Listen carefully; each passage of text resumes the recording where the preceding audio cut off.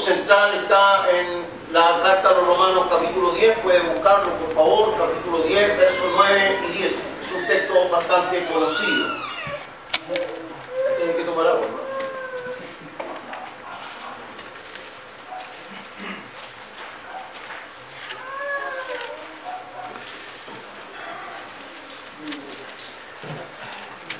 No, mire, yo voy a hacer la clase sentado, hermano, porque después de la clase anterior no podría yo hacer una clase de pie, de ninguna manera.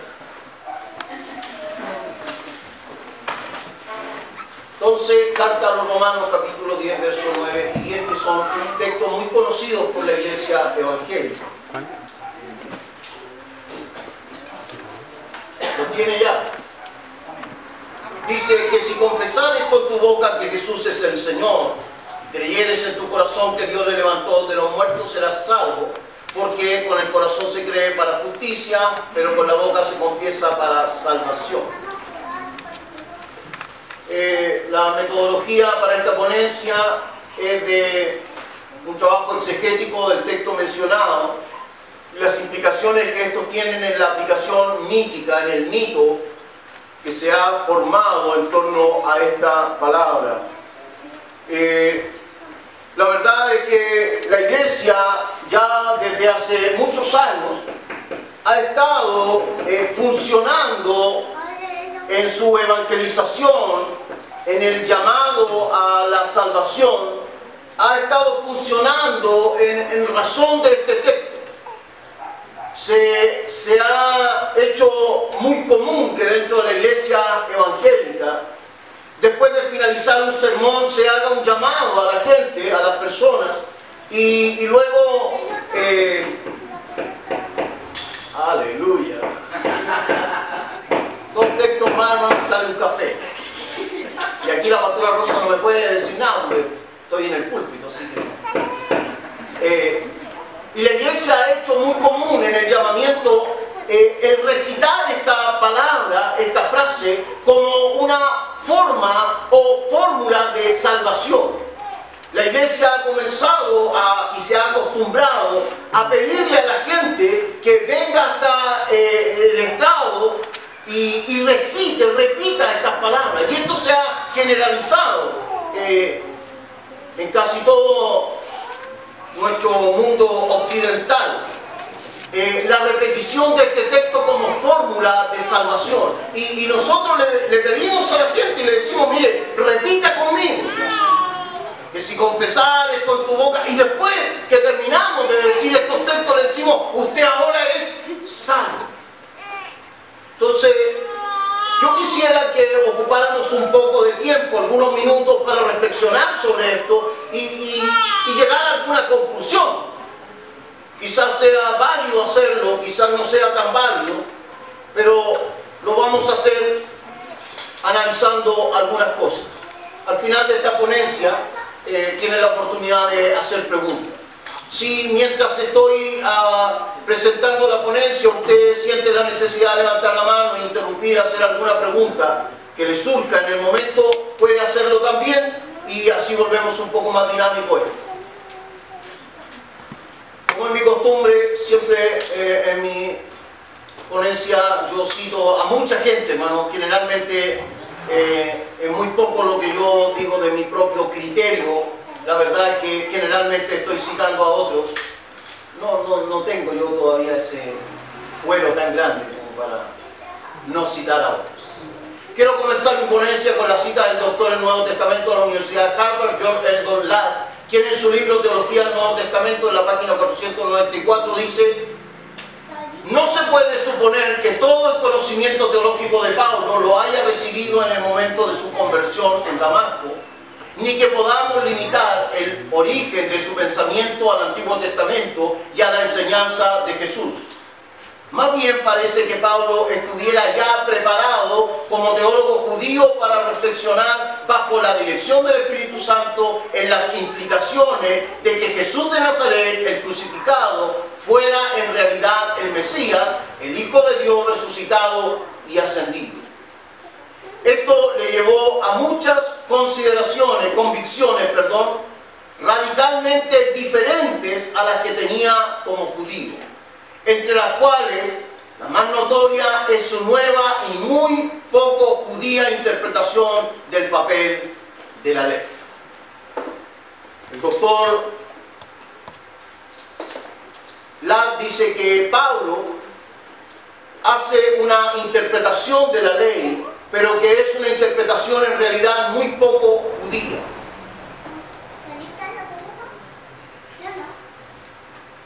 Pablo y su trabajo interpretativo. A la luz de este comentario, el doctor Ladd, es importante entender entonces que Pablo no solo es un misionero que planta iglesias mediante la predicación del Evangelio, sino que es un creador del discurso evangélico.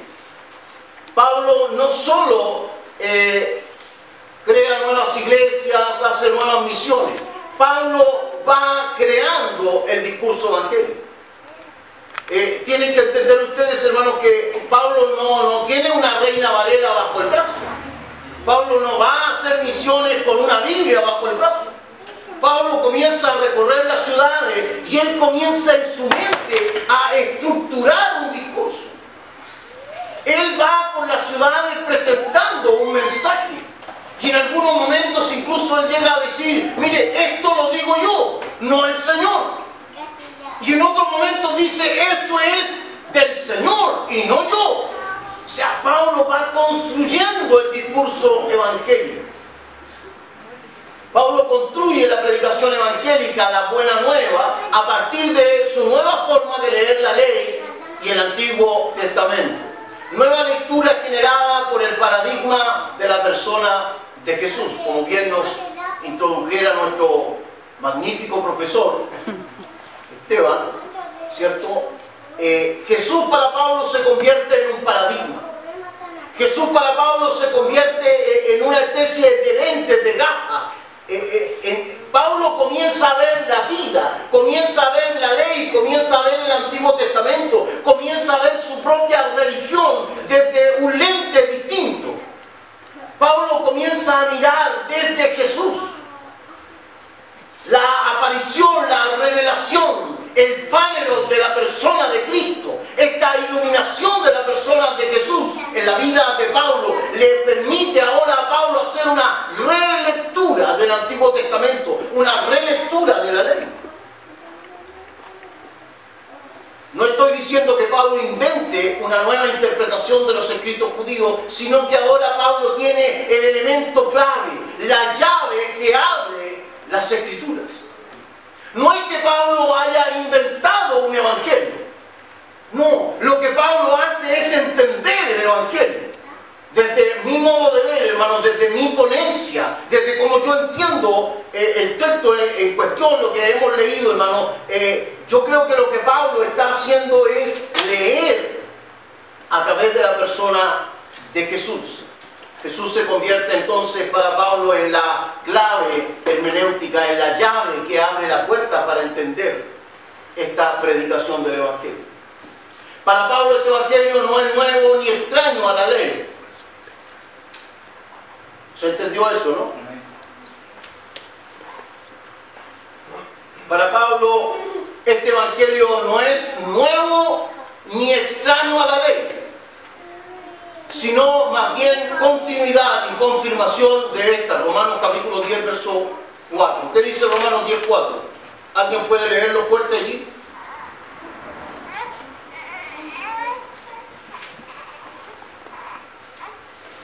Porque el fin de la ley es Cristo, para justicia a todo el que cree. Porque el fin, la palabra que usa el texto allí es telos. Porque el fin de la ley es Cristo. Hay quienes han interpretado, hermano, este texto y esta palabra en particular la han interpretado como caducidad de la ley. Han interpretado fin como que aquí se acaba la ley, como que aquí se termina la ley, como que aquí la ley pierde toda propósito. Han interpretado fin como término, pero en realidad, hermanos, haciéndole justicia a la palabra telos, el término telos en el Nuevo Testamento es importante para la comprensión del pensamiento paulino, entender de forma correcta el término que la versión Reina Valera usa en el verso 4. El fin de la ley. Cito del compendio Diccionario Teológico del Nuevo Testamento, página 1143. Para entender telos en el Nuevo Testamento hay que recordar su carácter dinámico. Denota cumplimiento, no término o caducidad de algo. Cuando Pablo está diciendo porque el fin de la ley es Cristo, lo que Pablo está diciendo que el propósito de la ley, la finalidad de la ley, el mensaje de la ley, el contenido último de la ley, el telos, la finalidad, el propósito de toda la instrumentalidad legal revelada en el judaísmo es mostrar el Evangelio. El doctor Samuel Pérez Millos, en su trabajo exegético de este versículo, insiste en que no se trata de que la ley se termine o quede caduca por la revelación de Cristo, sino que en la revelación de Cristo Jesús, esta ley encuentra su propósito, su finalidad, su objetivo culmine. Para quienes no saben, el doctor Samuel Pérez Millos es el último gran exegeta, uno de los más grandes contemporáneos de exégesis e interpretación del Nuevo Testamento, un experto en lengua griega. El asunto del Evangelio como continuidad. Si trabajamos en la comprensión de estas palabras usadas por Pablo en la carta, ya no desde nuestra comprensión de occidentales modernos, no desde esta comprensión que nosotros tenemos, esta precomprensión de que ese texto allí habla de la fórmula de salvarse, no desde allí, ¿cierto?, sino desde la mirada de la iglesia del primer siglo. Entonces tomará sentido el concepto de continuidad entre los testamentos y su mensaje.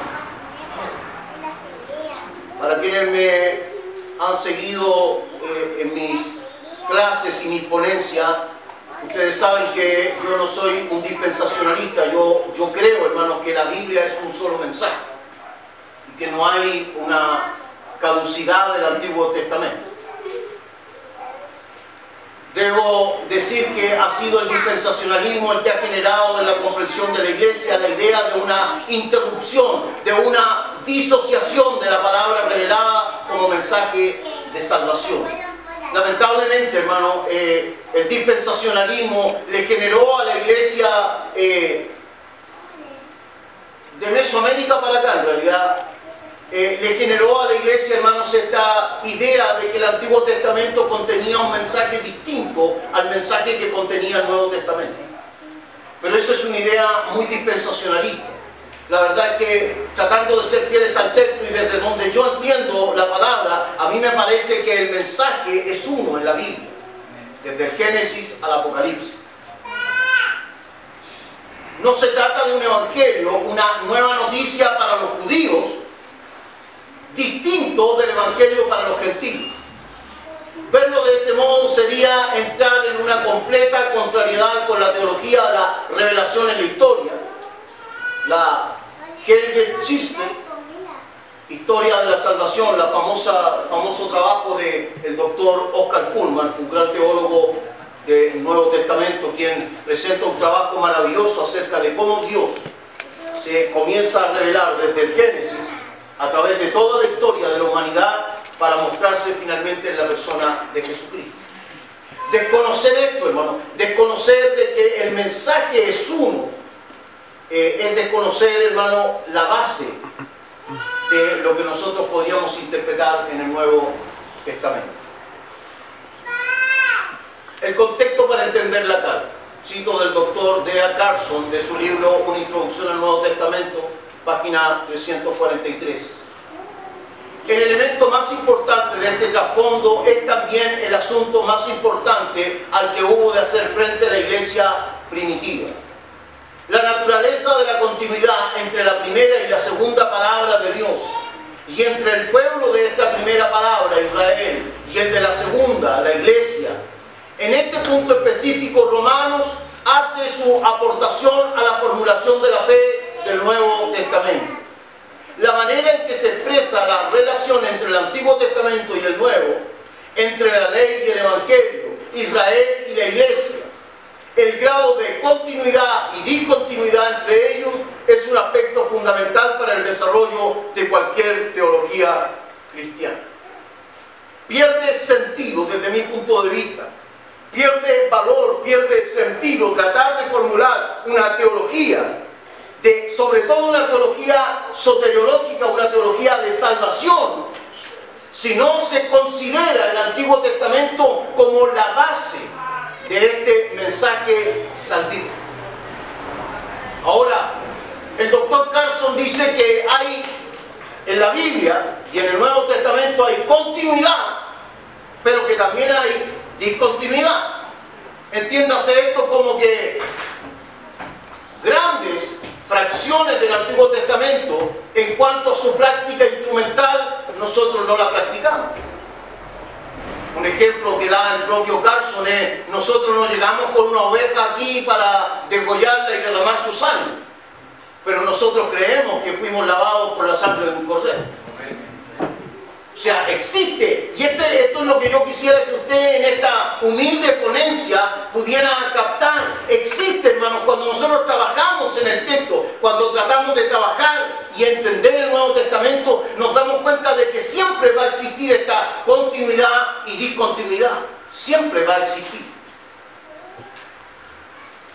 En el contexto de las palabras del doctor Carson, diremos entonces que lo que Pablo trata de hacer desde el capítulo 10 de la carta a los romanos es responder de forma eficaz a la necesidad de relación entre judíos y gentiles acerca de la comprensión que estos tienen de la justificación. Entonces, ¿qué es lo que está haciendo Pablo en el capítulo 10 de la carta a los romanos? ¿Qué es lo que está tratando de responder Pablo? La carta a los romanos es una carta dirigida a una iglesia. A una iglesia que estaba compuesta por judíos y por gentiles. Y es una carta que tiene como finalidad, ¿cierto?, mostrarles desde el punto de vista teológico lo que significa la salvación. Entonces ahora lo que está haciendo Pablo en el capítulo 10 es responder a una necesidad interna. Se ha generado un conflicto. Y el conflicto que se ha generado en la iglesia de Roma es que los gentiles sienten cierta superioridad. Y eso se puede notar al final del capítulo 10 y capítulo 11 de la carta, que es el contexto, hermano. En realidad el contexto de lo que estamos hablando comienza en el capítulo 9. Capítulo 10 y capítulo 11 es la discusión de Pablo. ¿Qué pasa con los judíos? ¿Qué valor tienen los judíos dentro de la revelación? En esa discusión, en ese contexto, Pablo trata de resolver un problema interno. Los gentiles sienten cierta superioridad, porque ellos por fe han alcanzado la justificación, no por obra, no por trabajo alguno, se sienten superiores. Pablo busca corregir esto a través del capítulo que estamos estudiando. En esta forma de responder Pablo encontramos lo que el doctor Carson ha llamado continuidad y discontinuidad del trasfondo veterotestamentario. ¿Cómo elabora Pablo su respuesta? Para la elaboración de esta respuesta, Pablo usa dos textos del Antiguo Testamento. Ambos textos corresponden al Pentateuco judío. ¿Qué es lo que era el Pentateuco? El libro de Moisés. El libro de Moisés. Los primeros 5 libros, ¿cierto?, de los escritos judíos. Ese era el Pentateuco. Entonces, ¿qué está haciendo Pablo? Pablo comienza a usar algunos textos del Pentateuco para elaborar su respuesta. El primer texto es Levítico capítulo 18, verso 5. Si alguien por favor me ayuda a buscarlo, eso nos va a despertar un poco.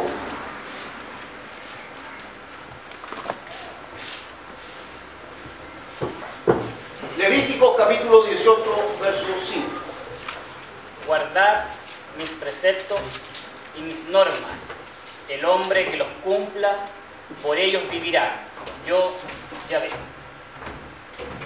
Fíjese qué lejos ha ido Pablo para elaborar su respuesta. Lo que nosotros estamos leyendo en el capítulo 10 de la carta a los romanos, Pablo ha comenzado a elaborarlo a partir del Deuteronomio. Allí comienza Pablo a elaborar y 14.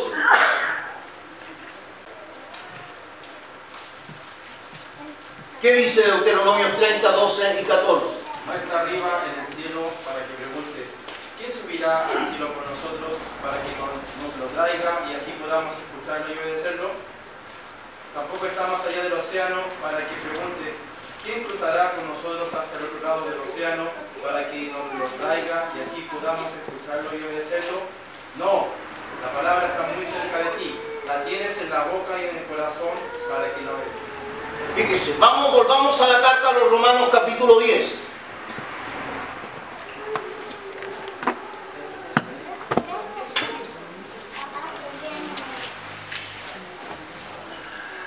Vea Romanos capítulo 10, verso 8.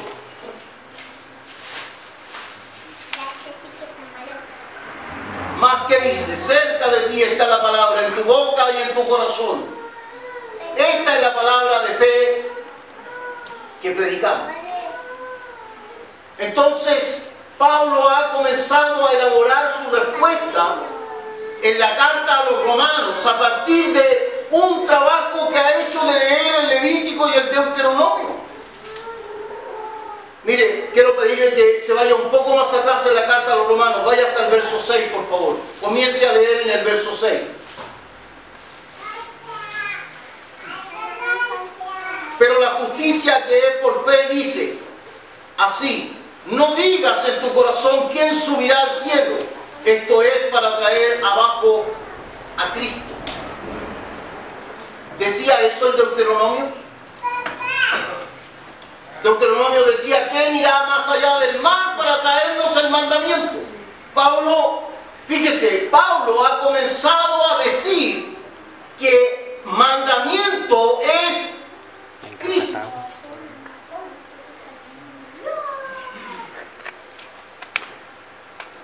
Entonces, vamos a encontrar en este trabajo que vamos a comenzar a hacer de los textos que leímos, hermanos, un trabajo de lo que es continuidad y discontinuidad en esto.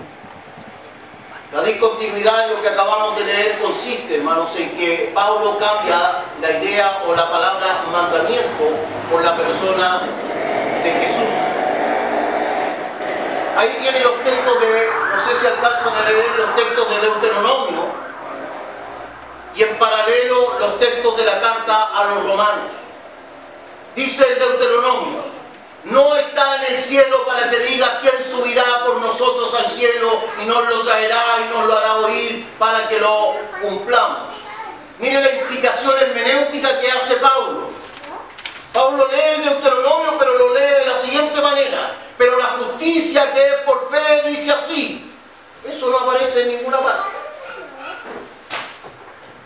No digas en tu corazón quién subirá al cielo. Esto es para traer abajo a Cristo. El Deuteronomio no hablaba de Cristo. Hablaba de traer el mandamiento. Verso 13 del Deuteronomio: ni está al otro lado del mar para que diga quién pasará por nosotros el mar para que nos lo traiga y nos lo haga oír a fin de que lo cumplamos. Mire lo que dice Pablo. O ¿quién descenderá al abismo? Esto es para hacer subir a Cristo de entre los muertos. Pablo se ha disparado. Pablo está haciendo una lectura del Deuteronomio completamente extraña. Y luego Pablo escribe su carta a los romanos, y a partir de esta lectura que hace del Deuteronomio, él comienza a escribir el capítulo 10 de la carta a los romanos. Un texto que revela continuidad, porque lo que acabamos de ver es discontinuidad. Mandamiento, Cristo. Luego el verso 14 de Deuteronomio dice: porque muy cerca de ti está la palabra en tu boca y en tu corazón para que la cumplas. Verso 8 de la carta a los romanos: mas que dice, cerca de ti está la palabra en tu boca y en tu corazón. Esta es la palabra de fe que predicamos. La construcción del discurso paulino en la carta a los romanos. Para Pablo el contenido, anuncio o propósito del mandamiento es nada más y nada menos que la justicia por medio de Cristo. En la persona de Cristo, Pablo encuentra la posibilidad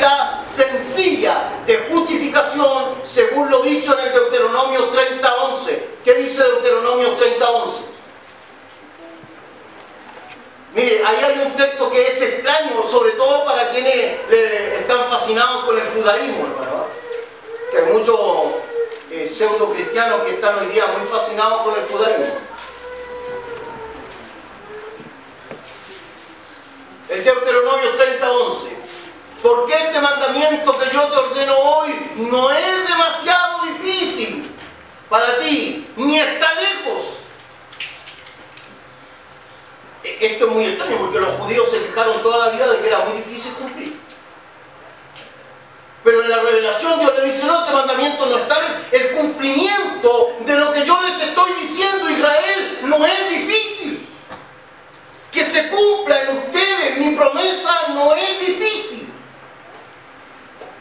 Qué extraño. Pablo hace una relación directa entre la promesa contenida en el cumplimiento de los mandamientos. Israel alcanzaría bendición o reposo. ¿Qué es lo que ofrecía el mandamiento? Que si se cumplía, Israel tendría vida, tendría bendición, tendría reposo. Entonces, la clave hermenéutica del discurso paulino en Deuteronomio. Toda esta construcción del discurso paulino en la carta a los romanos, desde el verso 6 al 8, está formada sobre la base de la palabra del Deuteronomio. Especialmente palabras que tienen que ver con la exhortación que Moisés le entrega al pueblo de Israel momentos antes de entrar en la tierra de la promesa.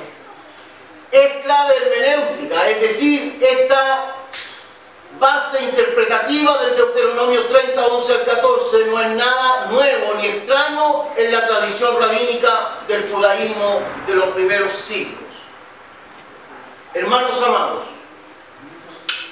lo que a nosotros hoy nos cuesta comprender del texto paulino es justamente lo que Pablo gozaba por haber sido educado por una tradición rabínica. Toda la tradición rabínica, hermanos, de los tiempos de Pablo, toda la tradición rabínica enseñaba que este ofrecimiento de bendición, esta promesa contenida en el pacto, hermano, era una promesa cósmica, era una bendición cósmica. Los rabinos, hermanos, le enseñaban a Israel que el cumplimiento de la ley no iba a traer solo una bendición pasajera o momentánea, que el cumplimiento de esta ley tenía un efecto mucho mayor y mucho más trascendente de lo que ellos pensaban. Pablo usa de esta misma tradición entonces para construir su discurso. Cito del doctor Lawrence Richard, de su libro Comentario Histórico y Cultural del Nuevo Testamento, año 2014, página 318. Pablo no es el único que ve el Deuteronomio como fuente esencial del Antiguo Testamento. El libro apócrifo de Baruch y los escritos de Filo del siglo I ven en la alusión al mandamiento en el cielo y más allá del mar la referencia a alguna revelación cósmica más que discretas reglamentaciones. Por lo tanto, dice Richard, los lectores judíos de Pablo entenderían aquí que había precedentes para su exposición. Cuando Pablo en el verso 9 y 10, hermano, dice, porque cerca de ti está la palabra en tu boca y en tu corazón, y si confesares con tu boca que Jesús es el Señor y creyeres en tu corazón, lo que está haciendo es una referencia a la tradición rabínica de la interpretación del Deuteronomio que ofrecía como promesa de justificación guardar los mandamientos.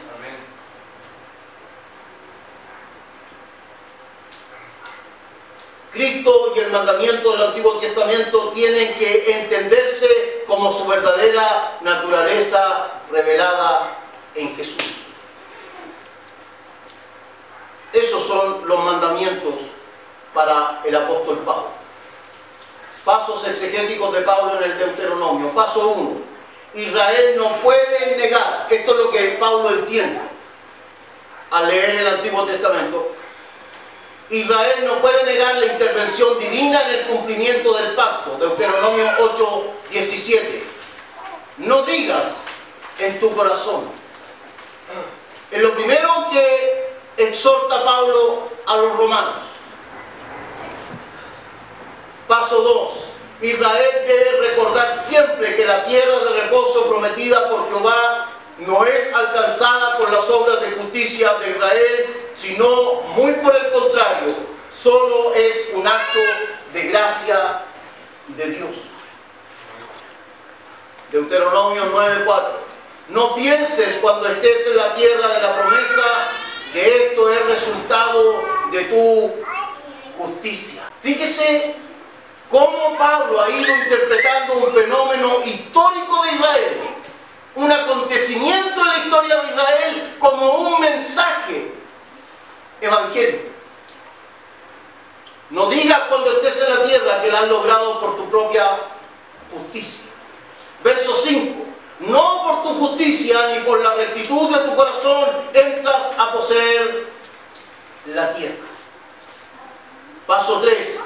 Pablo no necesita explicar la tipología implícita en la tierra de reposo con Jesucristo como reposo. No necesita explicarlo porque ya lo dijimos. Eso era la tradición rabínica. Siempre los maestros de Israel enseñaron de que las promesas de la ley eran promesas que tenían un cumplimiento mucho más trascendente que una simple posesión de un pedazo de tierra.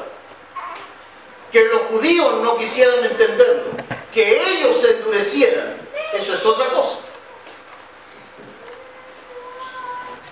Entonces Pablo no necesita explicar esta tipología porque ya era parte de la educación de cualquier judío que había escuchado algún maestro de la ley. Implicaciones teológicas de la exégesis paulina.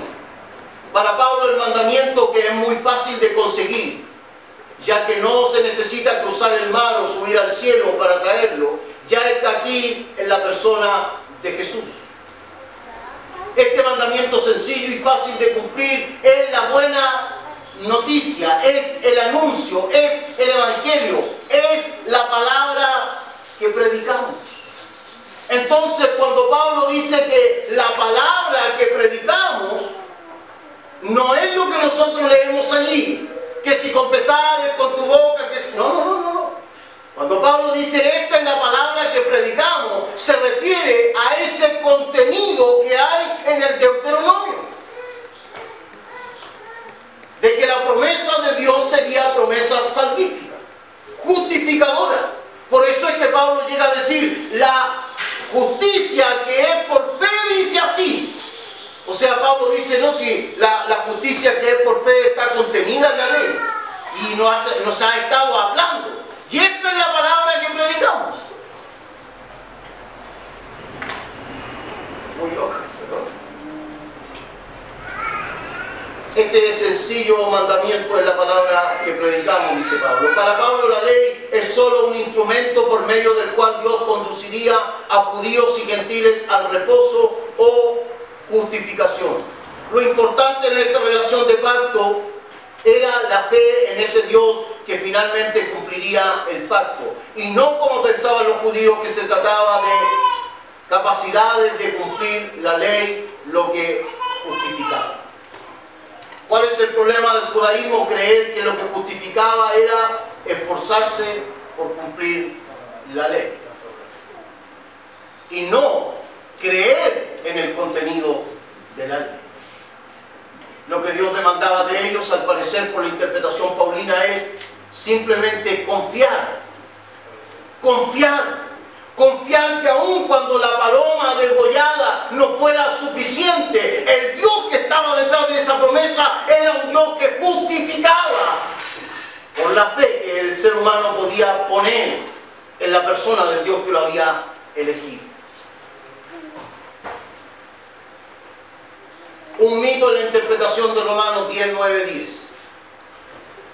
Al plantear el concepto de mito en esta ponencia, lo que trato de hacer es arrojar algo de luz acerca de la construcción del discurso elaborado por la Iglesia a partir de la interpretación que ésta hace de Romanos 10, 9 y 10 y de cómo este discurso llega a generar implicaciones hermenéuticas y teológicas en el desarrollo evangelizador de la Iglesia. generando, escuche bien, un total reduccionismo del actuar de la gracia de Dios. Cuando una persona, hermano, le dice a alguien nuevo que pase aquí adelante, que confiese lo que dice Romanos 10, 9 y 10. Si confesares con tu boca que Jesús es el Señor y creyeres en tu corazón y serás salvo. Cuando alguien hace eso, lo que ha hecho es llevar a un completo reduccionismo el acto de la gracia de Dios. Porque es decir que la salvación la administramos nosotros. Si yo te hago confesar, tú eres salvo. Si tú repites conmigo, eres salvo. Y eso es llevar a un reduccionismo la gracia de Dios. Déjeme decirle algo. Hay lugares en este momento en el mundo, hermano, donde hay gente que no puede confesar con su boca porque están bajo pena de muerte, pero son salvos por la gracia de Dios. Entonces, interesante, ¿no? No solo es llevar a un completo reduccionismo la gracia de Dios, sino que es replegar a una acción humana, calculadora y totalmente espuria en el acto de salvación de un ser humano. Mire, hermano, actuar de esta manera y creer que este texto, por repetirlo, alguien se salva, hermano, es llevar el acto de la salvación, hermano, a un acto espurio. Yo no sé si entiende la palabra. Una decisión que no tiene fundamento, que no tiene contenido, que no tiene comprensión. Cuando alguien solo repite una fórmula, una palabra mágica, hermano, eso no es salvarse. Porque ha dicho Pablo ya, que para salvarse hay que entender la palabra que predicamos. Y la palabra que predicamos, ¿cuál es? Es esa promesa contenida desde el Génesis hasta el Apocalipsis. Esa promesa de que Dios es fiel y que justifica al que se acerca con fe. Amén. Eso es la promesa. Entonces, esta frase de que si confesares con tu boca y creyeres en tu corazón que serás salvo, se ha convertido en el discurso de la iglesia solamente en un mito. Y en un mito que nos ha traído problemas, porque yo he escuchado gente, hermano, que se ha reunido a discutir qué pasa con esos que después de confesar no siguen en la iglesia. Y lo discuten con seriedad, hermano, con preocupación. No es que confesó Romanos 10:9. Y entonces ahora ya no está en la iglesia y si confesó, ¿cómo? ¿Es salvo o no es salvo? Y se ha construido, hermano, una tremenda problemática. La palabra que predicamos. Lo primero será resolver el asunto de la palabra que predicamos.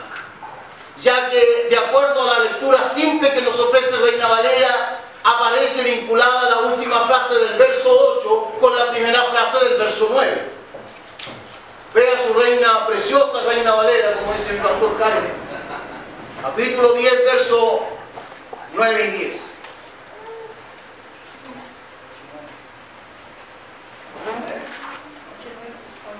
Capítulo 10, verso 9 y 10. Romanos capítulo 10, verso 9 y 10. Fíjese cómo está construida y cómo nos ofrece la lectura nuestra Reina Valera. Que si confesares con tu boca que Jesús es el Señor y creyeres en tu corazón que Dios le levantó de los muertos, serás salvo, porque con el corazón se cree para justicia, pero con la boca se confiesa para salvación. Esta es la palabra que predicamos. Verso 8, mire. Verso 8. Más que dice, cerca de ti está la palabra en tu boca y en tu corazón. Esta es la palabra de fe que predicamos. ¿Qué si confesares con tu boca? ¿Qué si confesares? Entonces, cuando tenemos esta lectura, hermano, fíjese lo que se produce. Esta es la palabra de fe que predicamos. Que si confesares con tu boca. ¿Cuál es la palabra de fe que predicamos? De acuerdo a esta lectura. Que si confesares con tu boca. Claro, cuando uno sigue la lectura simple que nos ofrece esta versión de Biblia, eso es. ¿Cuál es la palabra de fe que predicamos? Que si confesares con tu boca. Ahora fíjese. Aparentemente, ¿cierto? El verso 8 está unida por una conjunción que si confesamos que Jesús es el Señor, que es la primera frase del verso 9. pareciera entonces que la palabra que predicamos fuera el contenido del verso 9 y 10. Eso pareciera que es lo que Pablo nos está diciendo. Cuando nosotros leemos del verso 8 al verso 10, pareciera que lo que Pablo nos está diciendo es que la palabra que predicamos es que si confesares con tu boca que Jesús es el Señor. Por consiguiente, con esa lectura, lo que aparece es que esta confesión de fe fuera realmente una confesión de fe. Eso es lo más común que se da en nuestra lectura. Un error de interpretación. Esta confusión en la interpretación, que finalmente ha generado un gran mito evangélico en la mal llamada confesión de salvación, se ha generado por dos razones. La primera, la no comprensión del uso que hace Pablo del Deuteronomio. Y la segunda razón, por la descontextualización del texto paulino en la carta y su problema gramatical. Del primer asunto ya nos ocupamos, del asunto que cómo Pablo trata el Deuteronomio, eso ya lo tenemos claro. Entonces, tratemos de resolver el segundo problema, el problema gramatical del texto. Una conjunción causal, la palabra oti. El doctor Pérez Millos, en su libro Comentario Exegético al Griego del Nuevo Testamento, en la página 777, lo explica de la siguiente manera.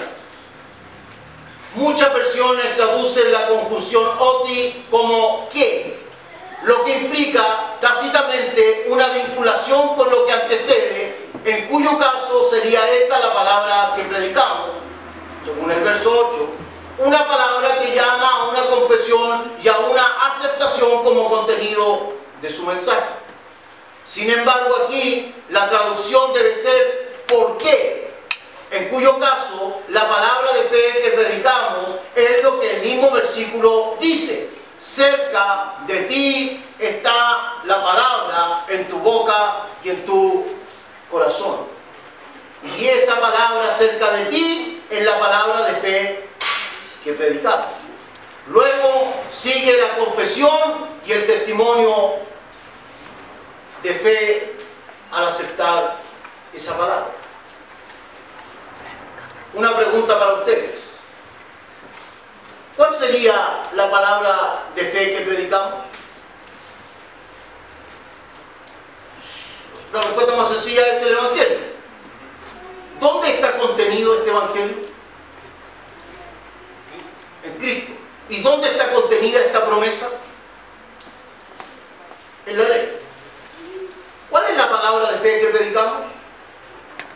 La promesa contenida en la ley. Ese es el discurso paulino. Ese es el discurso paulino. La promesa contenida en la ley. Lo verdaderamente dicho por Pablo, lo que Pablo ha tratado de decir es que la comunidad de judíos necesita comprender que la palabra que predicamos es esa que siempre ha estado cerca de ellos, en su boca y en sus corazones. Esa es la buena noticia, el Evangelio que siempre ha estado contenido dentro de la ley como finalidad y propósito de esta. Es la comprensión de esa palabra contenida en la ley la que le facilitará al judío la confesión de Jesús como Señor y le permitirá creer en su corazón en la gloriosa resurrección de Él. Un asunto de contextualización. Una regla fundamental en la interpretación de un texto bíblico es mantener e interpretar el texto en su contexto. En este caso, el contexto literario de los pasajes en estudio comienza con el capítulo 9 de la carta. Allí Pablo comienza su argumento acerca de la salvación de Israel y este contexto termina en el capítulo 11. ¿Cuál es el tema que está tratando Pablo entonces desde el capítulo 9 al capítulo 11 de la carta a los romanos? La salvación de Israel. Ese es el tema. Por lo menos es lo que afirman algunos estudiosos del Nuevo Testamento. Esto sumado al planteamiento del doctor F.C. Baur, quien también encuentra como propósito de la carta la necesidad de corregir la absurda superioridad que están sintiendo los gentiles por encima de la minoría judía creyente, que son poseedores, como dice Pablo, de una tradición histórica en cuanto a la revelación. Romanos 9, 4 y 5. Entonces Pablo lo que ha dicho es que para tratar de resolver este conflicto de la superioridad que están sintiendo los gentiles por sentirse justificados por fe por encima de los judíos, Pablo trata de resolverlo también diciendo que los judíos tienen una tremenda tradición histórica en cuanto a la revelación. Ese es el contexto en el que Pablo escribe. Entonces tenemos dos contextos para situar el texto. Primero, que Pablo está tratando la salvación de Israel. Por lo tanto, hermanos, este texto sería un texto inválido para hacer una implicación de salvación a los gentiles, porque el texto está respondiendo a otra necesidad, a la necesidad de la salvación de los judíos. Y segundo, porque el texto está tratando de responder a una problemática interna, que es esta superioridad que están sintiendo los gentiles por encima de los judíos, que eso también nos ofrece una base de contexto para poder interpretar el texto.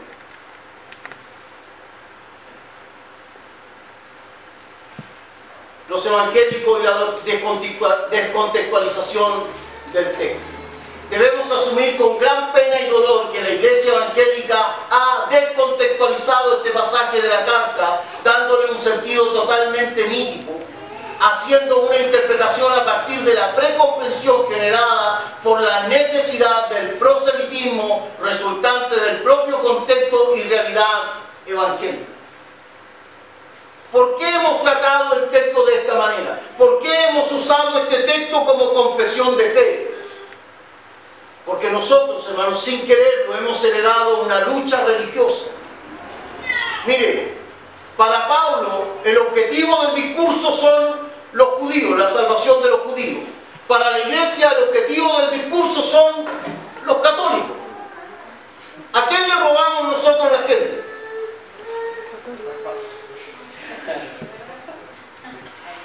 Sí, este es un seminario y yo tengo que decirlo. A los hermanos católicos les robaron a la gente. ¿Qué es lo que era Latinoamérica? Católica, pues.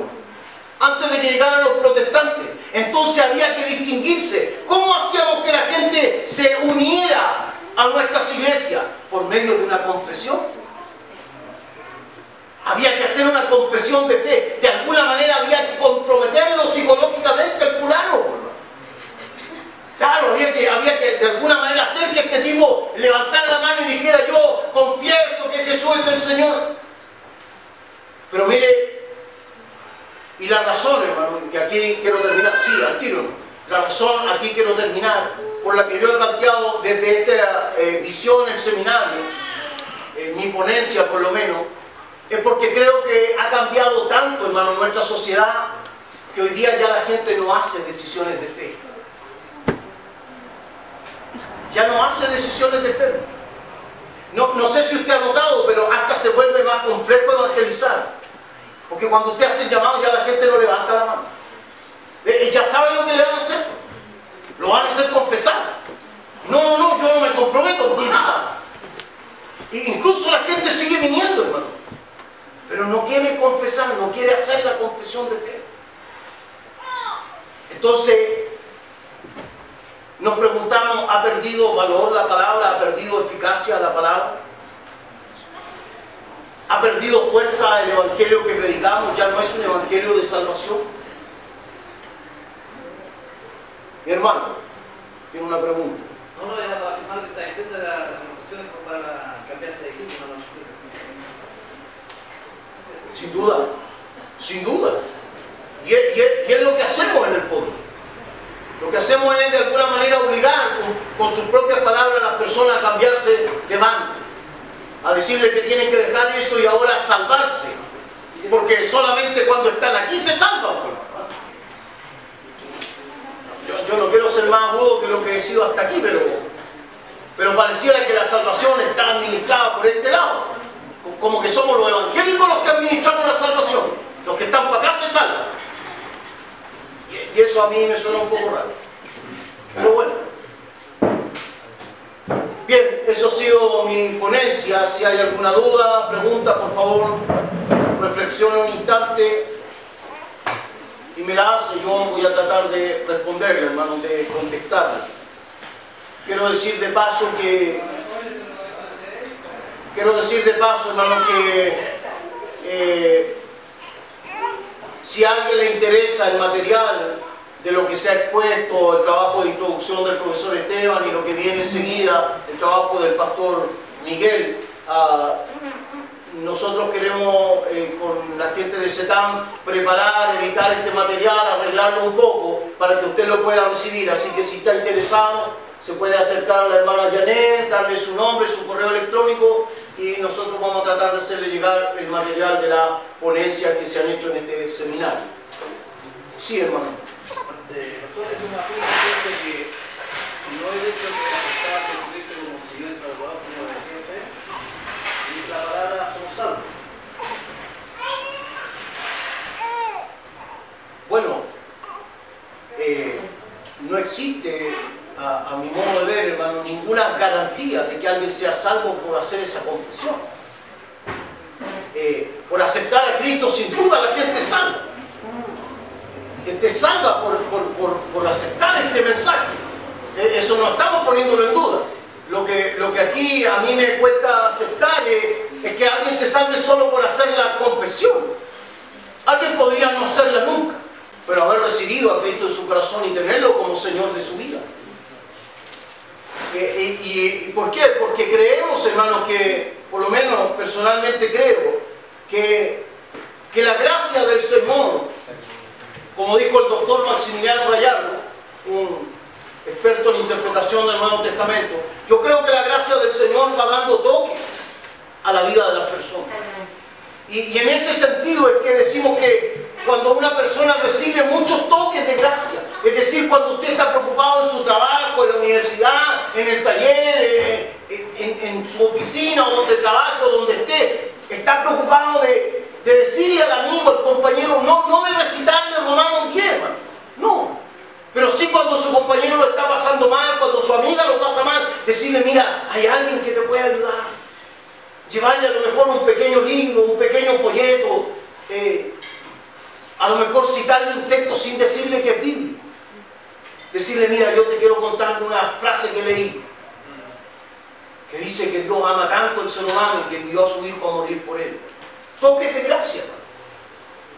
En eso creemos que cuando un ser humano ante las circunstancias de la vida se va sensibilizando, entonces esta gracia que lo ha estado golpeando continuamente, finalmente cumple su objetivo en la vida de esa persona. Sí. Bueno, primero, darle las gracias por la exposición del mensaje, aprovechar también de dar las gracias al expositor que estuvo hablando sobre el contexto histórico, que ha sido de muy bendición. Como decimos los jóvenes, no han dado palos. ¿A qué me refiero? Porque si bien usted explicó bien lo que es el contexto sobre este pasaje, sentí que fue un palo porque yo participaba hace poco en estas famosas celebraciones en las calles, en la cual uno cae en el error de reforzar a la gente, una vez de el sermón, crea en este texto y que si usted lo dice va a tener el cielo ganado y etcétera cosas. Y veo que no es necesaria una oración para ser santo, no es necesaria una repetición de unas palabras para que tenga el cielo ganado, sino solo la gracia de Dios, él si él quiere o no, porque si bien como usted enseñó a veces cae en el error de abusar de la gracia. Y bueno, para preguntas que me puedan quedar un poco, ¿qué debe hacer uno en ese caso cuando esté predicando en la calle porque cae en la mala interpretación de este pasaje? Si bien la teoría me dejó claro con toda la expresión, no tan solo la primera sino como la hora, veo que es el error de la mayoría de los predicadores, como le dije, fue un palo y ahora gracias a Dios puedo entender. Pero lo que voy es cómo es la forma para dar la buena noticia de que en Cristo hay salvación. Bueno, mira, si te quedó claro la introducción a la carta y esta ponencia, lo que no te va a quedar claro es la respuesta que te voy a dar ahora. No te va a quedar para nada claro porque la respuesta que te tengo, amigo, es un poco fatal. Claro. Porque la respuesta parte, amigo, en que tú te hagas la pregunta de ¿quién te mandó a predicar a la calle? Porque yo todavía no encuentro ningún texto bíblico que nos hayan mandado a predicar a alguna parte. Porque ese tal texto ir y predicar el Evangelio, en realidad no es un imperativo activo, es un verbo en voz media pasiva. El texto debería haberse traducido yendo, pasando, estando, porque es voz media pasiva, no es un imperativo activo. En español lo pusieron en imperativo activo, ir por todo el mundo y predicar. No, es yendo, estando, pasando. Tal como le dije yo, es cuando yo estoy en el trabajo, es cuando yo estoy pasando la mopa, diría mi hermano, ¿no? Cuando estoy pasando el trapero, ¿no? Nosotros para acá pasamos trapero, en Estados Unidos pasa mopa. Acá pasamos trapero. Cuando yo estoy, hermano, en la pega, cuando estoy en el taller, cuando estoy en la fábrica, cuando estoy en la universidad, cuando estoy en la reunión de profesores, en el colegio, es allí, estando, yendo, pasando. Cuando yo estoy en mi vida cotidiana, Jonathan, ahí estoy yo siempre haciendo discípulos. Porque fíjate que tenemos dos problemas con el texto. Primero, que no es un imperativo indicativo activo. No es sí, es yendo. Y segundo, porque hacer discípulo está en forma intransitiva en griego, lo que significa que hacer discípulo no es pasarle a una persona un folleto y darle una lección de quién es Jesús, es mostrarle a Jesús con mi vida. Ese tiene que ver a Cristo en mí. Entonces él puede estar mirando a Jesús, puede estar pensando y entendiendo cómo Jesús haría cuando pierdo un hijo y me mantengo firme, y mi amigo años después pierde un hijo y se derrumba mi compañero de trabajo, y entonces yo le digo, acuérdate que yo también perdí un hijo, pero que lo que a mí me mantuvo firme fue Cristo. Toque de gracia que convierte, es yendo, estando, pasando, pero mostrando a Cristo con nuestra propia vida. Esa es la idea de 28:19 de Mateo. Pastor, pero ahí en las calles igual demuestra a Cristo a gente, igual demuestra el móvil, o sea, él está diciendo que los misioneros están errados también. La gente que sale a predicar, que sale a expandir el reino, están errados. Porque usted dice que en todo momento, en todo lugar está bien, sí, pero yo muestro a Cristo donde ando, donde voy. Los misioneros están mostrando a Cristo. Bueno, el que predica en la calle está mostrando a Cristo, está enseñando quién es. Yo hago una tremenda diferencia entre un discurso acerca de Cristo y mostrar a Cristo. A mí tiene una gran diferencia. Y dicho sea de paso, fíjate, esa diferencia tiene que ver con la obra misionera. Porque, haciéndole justicia a las palabras de David Bosch, el misionero por excelencia, y su gran libro, ¿cierto?, Misión para el Mundo. El misionero, hermano, es el que hace la obra. No es el que trae un discurso acerca de Cristo. Lo que pasa es que nosotros tenemos un poco distorsionada la figura del misionero, porque el misionero que llega a nuestra iglesia es ese gallo que tiene los ojos verdes, hermano celeste, ¿cierto?, que viene de Estados Unidos, que es medio chico, pelado, y que trae una cámara fotográfica, hermano. No. Ese gallo no es misionero, hermano, no, si ese no es misionero. A ese yo lo conozco. Entonces tenemos, y estoy pensando, hermano, mi pequeña parodia tiene que ver con lo dicho por Cristian Alí de Pinay, su libro, su ensayo sociológico del mundo pentecostal. La figura que nosotros tenemos, hermano, es de este misionero que tiene cara de gringo y que habla medio raro. Pero en realidad, hermano, el misionero en cuestión es el hombre que viene para hacer la obra, para mostrarnos a Cristo en vivencia. Entonces, es muy distinto a un discurso acerca de Cristo. Yo no tengo problema con la obra misionera. Tampoco tengo problema que se predique de Cristo. Si alguien quiere ir a la calle y predicar de Cristo y hablar de Cristo, ningún problema, hermano. Yo también lo he hecho y también lo haría. No tengo problema con un discurso acerca de Cristo. Yo solo estoy haciendo referencia a cómo está planteado el texto. de Mateo 28, 19. Que no dice ir, sino que dice yendo, estando, pasando. No, solo eso. No, si alguien quiere predicar y si siguen haciendo lo que viene. Le vamos a dar la oportunidad al pastor Miguel y luego al hermano. Sí, con respecto a la conclusión de los que estaban misioneros, los misioneros cuando van a lugares como África, no hablan de Cristo. Llevan agua, purifican agua, llevan medicina, cuentan hospitales de campaña. Y entonces de ahí, luego de eso se puede hablan de un Dios de amor, porque ellos están. Pero no se paran frente a la gente indígena, Cristo salva, alma te digo. O sea, Ahora, tenemos una persona, hermano, que lo ha vivenciado y por eso voy a citar. Hay un trabajo, por ejemplo, de una iglesia en Estados Unidos que está haciendo una labor desde hace muchos años, una labor misionera, hermano, tremenda, que es instalar unos grandes estanques de agua, hermano, en el desierto que divide México con Estados Unidos. Que está al borde, hermano, de lo ilegal. La verdad es que el Estado norteamericano ha llamado varias veces al pastor y a su grupo, hermano, para apretarle las clavijas porque no están muy de acuerdo. Pero el argumento del pastor es siempre de que los que cruzan por ahí, independiente si es legal o no, son vidas humanas y necesitan agua para tomar. Los tanques tienen textos bíblicos. Tienen letras ahí que dice Jesús te ama, Jesús es el agua que saciará tu sed, qué sé yo. Entonces, hay un quehacer de la obra. Si no estamos hablando de que no hay que hacer, hay harto que hacer, hermano. Claro, pero va un poco más allá del discurso, hermano. Esa es la verdad. Esa es la verdad. No sé si tiene... Perdón, mi hermano. Estábamos hablando anteriormente, lo que hizo Jesús también de predicar el evangelio a la gente cuando él vino. Bueno, yo no sé si estoy entendiendo lo mismo que usted cuando veo a la persona de Jesús.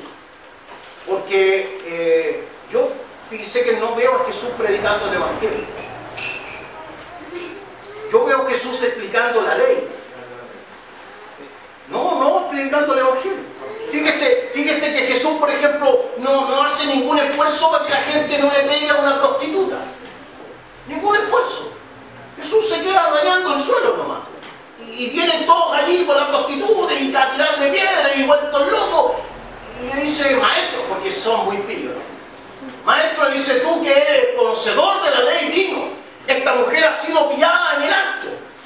Y la ley dice que debe morir a piedrada. Muy bien, pues dijo Jesús, si la ley dice, agárrenle a peñascazo. Claro, fíjese, pero si Jesús es muy chileno, hermano. Agárrenle a peñascaso, dice, si no de verdad. Lo único es que el que tire la primera piedra, por favor, que sea uno más o menos derechito, que se haya portado más o menos bien. Nada más. Entonces, yo no veo a Jesús en la predicación del evangelio. Yo veo a Jesús siendo el evangelio, vivenciando el evangelio, comportándose como evangelio. Él es el que le dice al ciego que grita, Jesús, hijo de David. Él es el que le dice, de ahora en adelante puedes ver, sé sano. Y al otro le dice, ven paz, no peques más. Él vivencia el evangelio, no lo predica, lo vive. Y yo creo que eso es un poco el llamado. Sí. Bueno, Juan el Bautista es peor. Juan el Bautista es como uno que se para, hermano, en el paseo Bulne. Claro. Si lo único que le falta son las pieles de camello, hermano, porque yo me he quedado mirando, de lejos siga, para que no vayan a decir que yo soy de los niños. Yo me he quedado mirando de lejos. Y persigue a las niñas con minifalda. Y tú le dices, pecadora, que llevas esa falda, que se te ve todo, y se agacha, hermano, para predicarlo.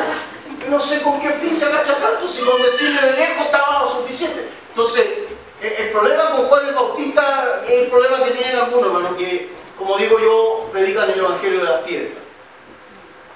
El evangelio de las piedras, hermano. La verdad que solo predican juicio, y Juan hacía eso.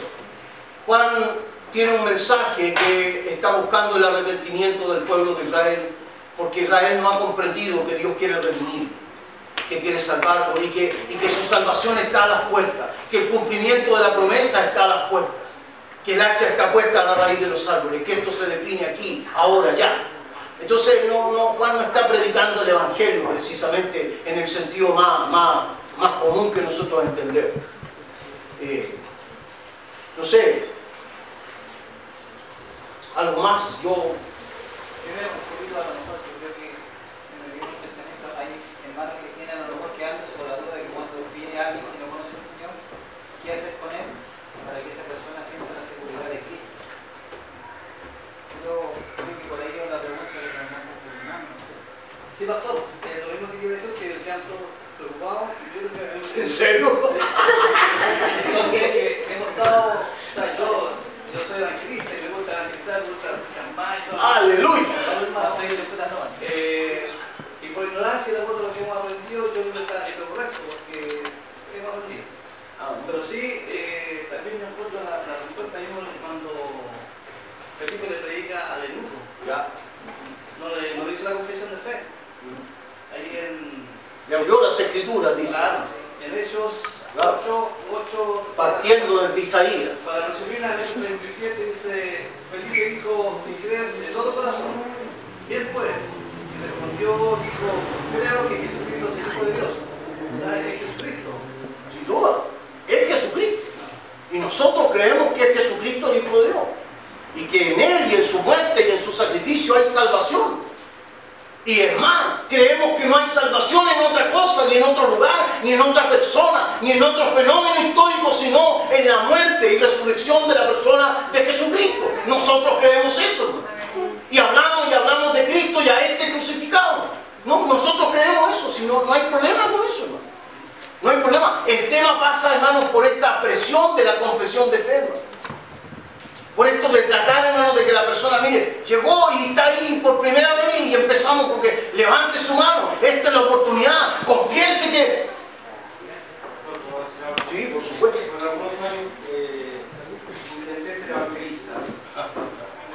No me fue tan mal. Tenía muchas confesiones de fe cada uno de las. El problema es que el concepto evangélico tradicional es que nosotros estamos llamados a salvar, dice el error, nosotros no estamos llamados a salvar a nadie. Entonces con esa expresión de que tenemos que salvar, el Señor pase. Ahora por favor salve, se repita conmigo porque cada uno, si se va sin suerte aquí ahora, si lo atropella un amigo allá afuera, se lo va a hacer feo. Repita conmigo. Lo estamos salvando, nosotros no tenemos que salvar. Nosotros predicamos a Cristo y dejamos que Cristo trabaje en la vida de la gente. Entonces la pregunta es, ¿y qué hago cuando llega alguien nuevo? Déjelo que Cristo trabaje en su vida, usted predica a Cristo. Pero quizá, apoyado en las palabras del pastor Miguel, quizá encontramos en el mismo texto la respuesta, hermano, Mateo 28. ¿Qué es lo que tenemos que hacer? Discípulo. ¿Y cómo se hace un discípulo? Entregándole un folleto acerca de nuestra reunión. No. A un discípulo se le hace compartiendo con él, amigándonos con él, invitándolo a tomarse un café a nuestra casa un día, un fin de semana, preguntándole qué le gusta. A lo mejor nos va a decir, ¿sabes qué? Lo que pasa es que yo estudié teatro, me gusta acá. Invitémoslo a una obra de teatro. Hagámosle un regalo a ese individuo. Hagámoslo sentirle bien. Tratemos con él. Mostrémosle a Cristo. Mostrémosle al bebedor y comilón.